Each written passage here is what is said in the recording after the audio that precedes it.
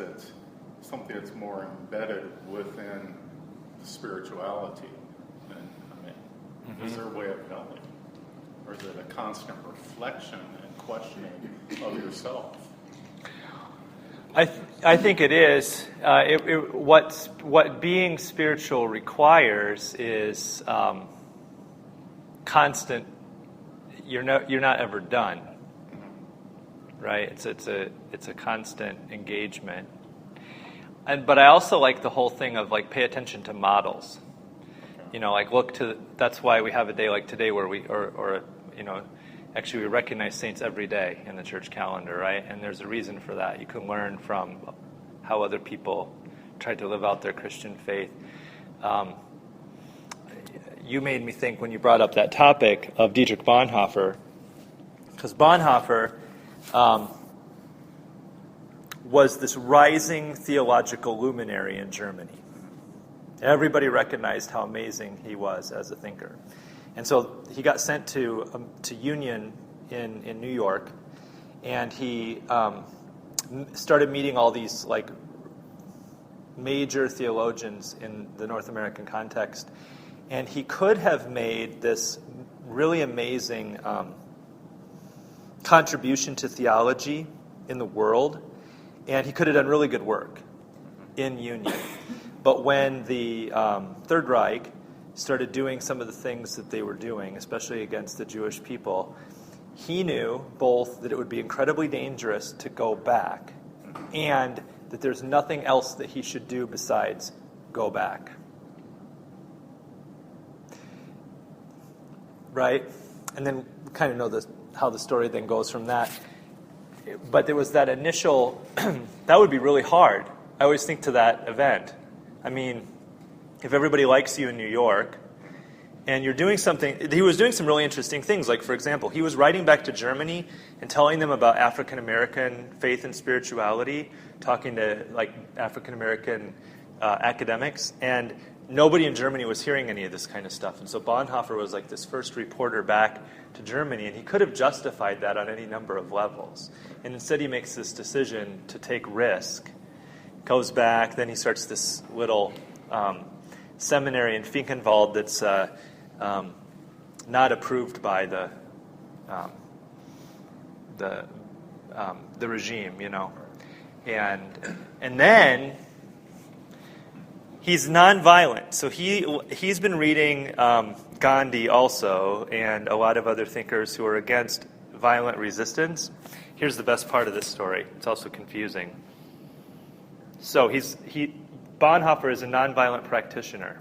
So what does Bonhoeffer decide to do? He participates in the assassination attempt on Hitler. And what he says is, I'm going to go to hell for this probably. This is not right for me to try to assassinate the leader of a sovereign nation, and I have no other choice. And so he says, for the sake of these people that he wants to seek and protect, and for his family and whatever else, he risks, in his own mind, damnation by participation in something that he doesn't believe is right. So yeah, it's even like layers upon layers of in but not of the world, and how do you kind of sort all that kind of thing out? What does God expect us to do? That was an interesting script, but everyone's going to have their own personal script, and probably our scripts aren't going to be as prolific maybe as that one. Well, no, that's an especially interesting one, right? But I mean, it's so aspirational, it's almost intimidating to some degree. But it just seems like it's hard work to be a follower of and do the things that Christ would do in this day and age. And there's a lot of things that fall under that.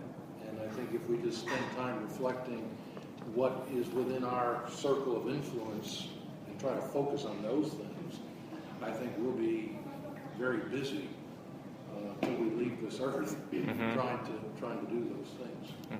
They're everything to be. But everyone has to figure that out.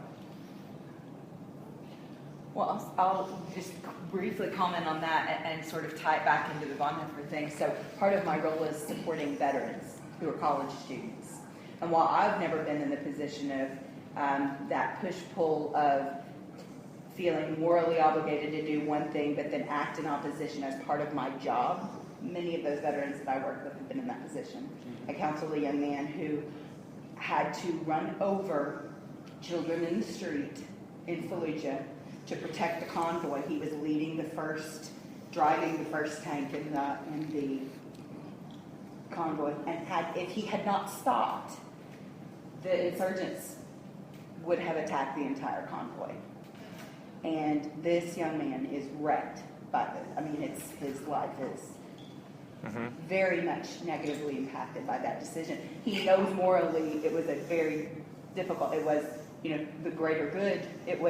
Was it the greater good? And that's the push pull that he's dealing with. But he was operating under in the framework within the parameters of what he was supposed to do at that time. That was the best decision that he could make, but it's wrecked him as an individual. So my sphere of influence, I won't be in that. Hopefully, God forbid, I will never be in that position. But I have the opportunity to participate and to help people who have been in that position. Yeah.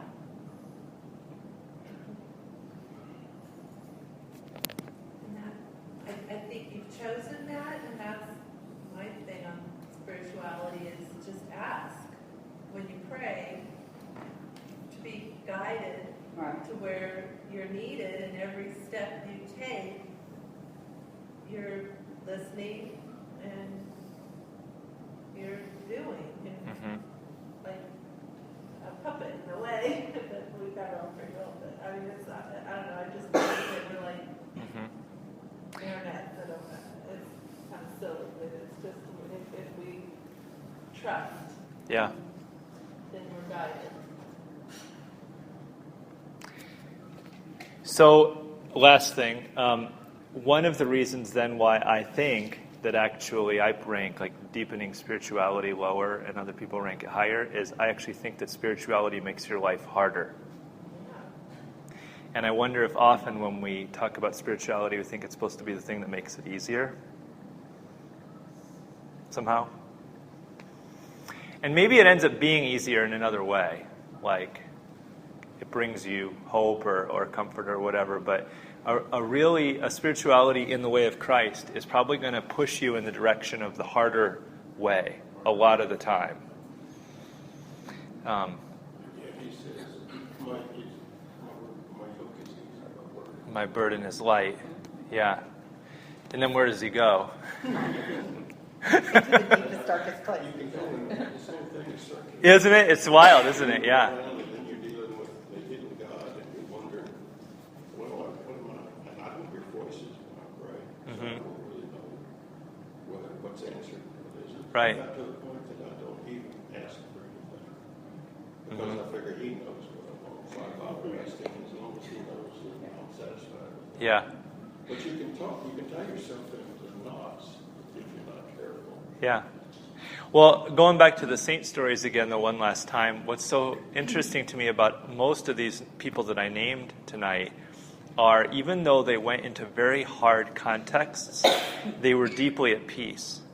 Like, it was after MLK's house was firebombed, and they went through this long night of their family deciding whether or not they would do this, he finally said, somebody's probably going to kill me, and I'm going to do this anyway. Or Bonhoeffer was in prison awaiting execution, and all the reports from his co-prisoners were that he would sing all the time and counsel people who were more afraid than he was. Or, you can name almost anybody where there was that thing of, my burden is light. It's still a burden. It might even be a harder burden than most of us would want, and yet somehow it was light anyway for them. That's why I get your emotion. After being in Cristo, I cried and cried and cried. And everyone was, what are you crying about? I said, it's such an awesome responsibility to be that close Yeah. to Christ, to live like Christ. And that's why, like in AA, it's just, for them to recover, it's just one day at a time. And so I think that's kind of the way with Christ. It's just one step, one breath, every breath you take. It doesn't have to be overwhelming. Yep. I cry because that's the only thing that's allowed in Lutherans in terms of Pentecostalism.